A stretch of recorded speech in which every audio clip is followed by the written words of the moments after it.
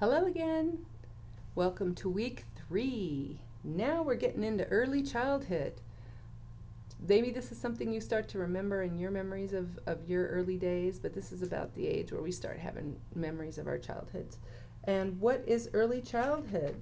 Well, early childhood is when we start to see massive growth changes, and biosocial development is what we are focusing on in chapter 8. What is biosocial development? Well, we're going to look at growth patterns in children, biology, biology, growth patterns in children. There are some specific patterns that children, benchmarks and things you'll see as we get older at certain ages. We all have kind of the same time clock for the most part, unless there's some genetic issue or something like that. But for the most part, we all have certain patterns of growth. Also, nutrition. We're going to talk about how nutrition plays a role. Nutrition in this stage is very, very important, because if your body doesn't get the nutrition it needs, you will start to have all kinds of developmental issues. They don't get big enough. They have bone challenges. They have, different things that happen. And also, they're very susceptible, kids, their environment. I mean, if kids are in a very good environment, they flourish, and if they're not, they struggle. And this is a very important time. They say that what happens to you in the first 5 years of life really frames who you become. So this, because neurologically it really affects those things. So we're going to look at that, and we're going to look at the hazards that come with these things, like I was talking about. Brain development is a big part. Brain development is a big part of this. The speed of thought. How does a young child's brain work as opposed to someone else? How fast can they process at this age information in this stage? And then we're going to look at how the brain connections work in the hemispheres of the brain. Okay, the neuroscience is doing amazing things and showing us some amazing research. But essentially, we have connections in our brains and different parts of our brains, the hemispheres of the brain, that affect behavior and affect how it grows. Okay.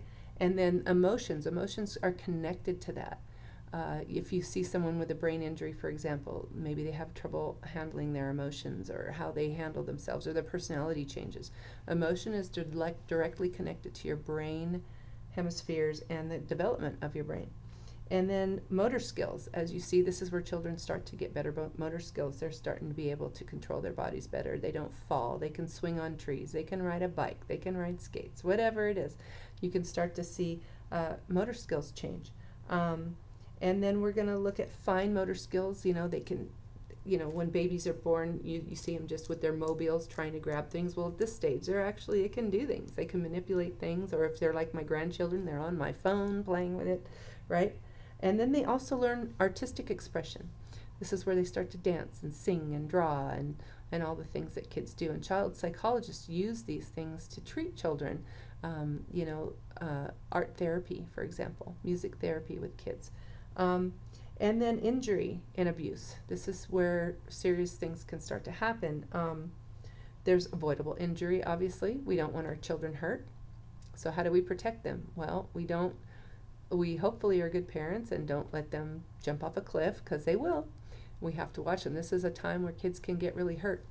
So we have to pay attention. How do we prevent these things? And then maltreatment of children. This is the stage where, it's never a good time to mistreat a child, don't get me wrong, but this can really, at this age, solidify a lot of things that get stuck in their heads. And why? Because kids process information based on their maturity level. And so, for an example, if a parent gets a divorce, if the parents get divorced, kids have the tendency to think it's their fault, even though it could have nothing to do with them. So we have to really look at how we treat our children and be very careful with them at this stage. And then we're going to look at 3 levels of prevention to help children at this stage, and how we can make sure that they grow up healthy, happy, and well developed. Okay, and so then we're going to look into chapter 9. Hold on, I'm getting there. So chapter 9 is cognitive development. Now, if you remember, I told you cognitive is thinking. It's another word for thinking development. So how do children at this stage in early childhood think differently than their earlier years? Well, their brains are growing, they're getting more experiences, more cognitive development, and so they're going to think differently. So we're going to look at some theories on how children think. We're going to look at Piaget's theory on pre-operational thought. This is a great theory that I'm sure you will enjoy, but Piaget had a lot of great theories. He was the father of child psychology. And we're going to look at some case series and then, case studies. And then Vygotsky came up with what we call social learning theory. And it's another theory that's kind of piggybacked off of Piaget's work, but it looks at the more social aspects of learning, okay? And we're going to look at early childhood theories and brain and context, how the brain actually affects a child's ability to think and cognition. And then back to language. Again, cognition, thinking, language, right? So this is a sensitive time. Like I said, this is a good time for children to learn new languages. Their vocabulary starts to explode. You know, you'll go from mama, dada to full-on sentences, and you know, they can articulate and they can talk about how they feel and think and all of those things. And then again, how they can actually process language, okay? And then early childhood education, we're going to look at education. You know, homeschooling's a big thing now. When I did it with my children who are now in their 30s, it was kind of a new, uncharted frontier. But now we're seeing more and more of that. Child-centered programs, teacher-directed programs, there's a lot of theories, Head Start, but we're looking at it at if these things are good for kids. You know, preschool, is this a good time? Do they need to be with their parents more, or do they need to be actually socializing? There's a lot of research on that as well. So we're going to be looking at those theories in chapter 10, and then we're going to go on to the last chapter of this group here, or this week. Sorry, I'm getting there. I should have marked it. It'd be a lot easier for us. And this is psychosocial development. Remember what I said psychosocial was? Psychology and socialization is another way of looking at it, okay? So how does that affect our emotions, our emotional development? We're going to look at initiative versus guilt. Guilt is never a good thing, but cultures do that. People do that. And certain temperaments of kids tend to be more susceptible to feeling guilty than others. So we're looking at guilt. We're looking at motivation, what motivates children and what motivates us as people in general. We're going to look at how emotions are connected to our culture and how we control our emotions. For example, Western culture versus Eastern culture. What is acceptable, what is not. And then trying to find emotional balance. That's what all of us need to work on for the rest of our lives, because having a balanced emotional state of mind is very important for emotional and physical and psychological health. We're going to look at play. This is the play years. This is very important. Child psychologists use play therapy a lot to work with children because that's where they're at. And they'll tell you a lot, and they use play to act out their experiences. They use play to tell you things. Their playmates are very important, their culture and active play. Play is not play. Play is learning. It's learning. And we all learn from playing, even as we get older. But in this stage of life, it's very important. It's a big part of their learning. Challenges for caregivers. This can be a tough age. Children are hard. They're just hard.